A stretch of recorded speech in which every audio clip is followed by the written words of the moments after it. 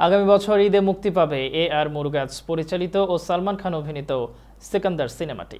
সিনেমাটির নাম ঘোষণার পর থেকেই ভাইজানের ভক্তরা এটি নিয়ে উচ্ছ্বাস প্রকাশ করেছেন।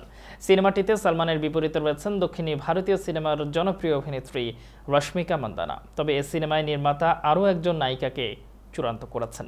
রশ্মিকার পাশাপাশি ভাইজানের সঙ্গে অভিনয় করবেন দক্ষিণী সিনেমার নায়িকা কাজল আগরওয়াল। সম্প্রতি কাজল তার সামাজিক যোগাযোগ মাধ্যমে ইনস্টাগ্রামে সূর্যমুখী ফুলের তোড়ার একটি ছবি শেয়ার করেন, যার উপরে তিনি তার ভিআইপি আইডি কার্ড রেখেছিলেন। ছবির সঙ্গে ট্যাগ করা হয়েছে সিকান্দার দিনওয়ান। ছবিতে তিনি প্রযোজনা সংস্থা নাদিবাদওয়ালা গ্র্যান্ডসন এন্টারটেইনমেন্ট এবং তার সহ অভিনেত্রী রশ্মিকাকেও ট্যাগ করেছেন। উল্লেখ্য, বছরের জুন মাসে শুরু হয় সিকান্দারের শুটিং।